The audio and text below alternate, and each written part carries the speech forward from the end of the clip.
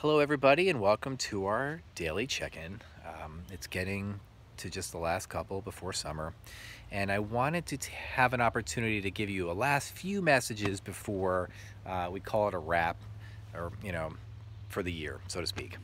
So I've been outside the last few days making these videos, and it really made me think about something. So if you look behind me, I mean, besides the fact that the grass looks like a mess, there are these two huge trees on the ground. Big, strong looking trees, right? Yet the inside of these huge trees were rotted. And that's why when the wind came, crashing down. So visually, when you look at this tree before it fell, it's like, oh, that's a strong tree. It's not going to go anywhere for a while. It looks really healthy. And then a storm came and boom, boom, they both fell down.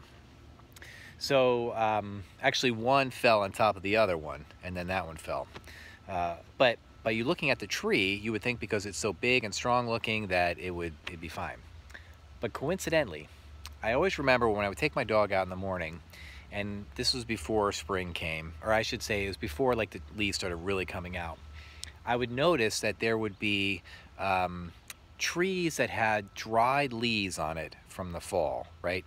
And we're talking like small, like I couldn't believe they were still there. And it just made me realize that obviously the size, it didn't matter. Like you look at these huge trees back here, you would think they're so strong, but you don't really know what's going on the inside of that tree, right? So just like people, sometimes when you are, you see them, they look a certain way, they look like everything is fine, but in reality, not so much. So that's why it's always good to kind of reach out to those people. But also, don't let people judge you based on your size. You know, they say, oh, you're not strong, you're not this, you're not that, you're not as athletic, because that tiny little leaf lasted the whole winter, right? We're talking, it hailed, rainstorms, wind, all this stuff, and yet it was still hanging and clinging on. So that's kind of like how life is. You have to be able to just keep hanging on, right? Because sooner or later, like you look at the trees now behind me, it's all green. Okay, so you might go through a rough patch where things seem down and dark, but sometimes you just have to hold on tight for the, it's going to be a rough ride, but sooner or later it's going to be over. Just like this whole quarantine, hopefully. And middle school, I know sometimes can be very hard for people, and then maybe high school or college or work or whatever, but you get through it. And you get through it with the support of your friends, but you also get through it because you have to tell yourself that you have a strong mind, okay? You always want to make sure you keep educating yourself, you keep doing things to help you physically, but also mentally. Take time, take deep breaths, try to relax, exercise if you can. For me, exercising is hard. I don't usually do it as much as I should. So we occasionally will go for walks, and I pace all the time. So I feel like that's kind of like my exercise, but I think it's important to be able to get outside because there's just something about fresh air that makes you feel good. So that's one little last tip I want to give you, is that, just keep your mind going, try to stay mentally strong, and don't let people judge you based on your, on your looks. Whether you're a girl, your skin color, or anything, short, tall, don't let people do that, because they say it's what's on the inside that counts. And I bet when I was probably your age, I don't know, maybe I didn't believe that because I was immature, but you learn to realize that there's more to a person than how they look. It's really how they act. And people who maybe I didn't think I would be friends with when I was 12, and I realized that I was not mature enough to realize that there was more to people. So I'm just trying to give you that advice now. So here's my other tip before I end this video. A lot of times, people get into cliques, or people feel like they have to be just one thing. They're like, what can I do that makes me me? It's just the one unique thing to me. And I'm not saying there's anything wrong with being unique. There isn't. But I also want to teach you that it's okay to be versatile, okay, to be able to do multiple things. That's why you should broaden your horizons. Try new things, learn new things, experiment with new things like cooking, or maybe certain types of painting or crafts or something. So here are two things that I have. This is this delightful can here. This is the can that had I think crushed tomatoes in it when I make chili, which even was something new for me because I don't usually cook. So it's whatever. So what have I used this can for? Well, I used it originally because for the what's in it. But then anytime we were cooking and I had to make pasta or anything like that, and I needed something to just kind of stick in a spatula or a spoon so it didn't like get disgusting all over, and I used this because it would stay upright. The other day, my daughter used this for a field day. Like they had to like drop, you know, tennis balls and stuff in here. So this can has many purposes. You can hold paintbrushes in it. You can put coins in it. You can do all kinds of things. Now, when they designed this, right, they designed it to hold tomatoes, okay? But people realize that you can use this for a lot of different things. And, you know, and the reason why I'm saying that is, however you design and you think your path is to do only one thing, be versatile, be able to do multiple things. Just like, here's another one I want to show you. So here is a tennis ball obviously for tennis, right? So when I was your age and older in high school or whatever, yes, we'd play tennis. I wasn't very good at it. Tennis was definitely not my thing. My friend used to like destroy me on a regular basis. But you can use this for many things. Like I used to take a tennis ball like this and I would go to the middle school that I went to at the time, and they had this huge brick wall, which I loved, and I wanted to practice baseball, okay? So I would go to the school, I would take a tennis ball, and I would throw it against a brick wall. Probably now I'd get kicked off the property, but back then they were a little bit more lax. So I would throw it, and then I would practice, you know, ground balls, etc. And I had a really good time doing that. And then my buddies and I decided we wanted to play tennis baseball, and that's probably one of my favorite memories of all time, with the exception of playing wiffle ball as a kid. And we used to play at a local fire department, and then we got booted because of safety reasons, which as a kid I'm like, oh, it stinks. But as an adult I'm like, yeah, I could see why. But when we would play, we'd have so much fun. I mean, we go through a lot of tennis balls because we'd knock them in the woods and we'd never find them. But it's the memories. But the fact that this can be used for so many different things. Okay? The person who designed this for tennis.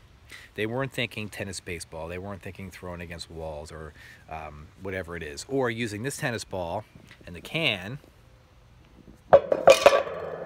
in order to do a virtual field day, which who would have ever thought that would have been a thing?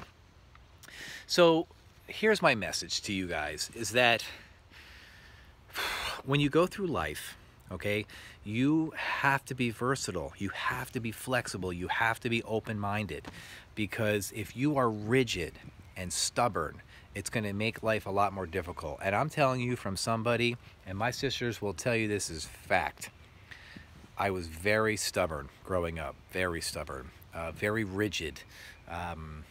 I used to get in definitely some arguments with my buddies because I would be like, and I wouldn't budge. And that's no way to grow up, right?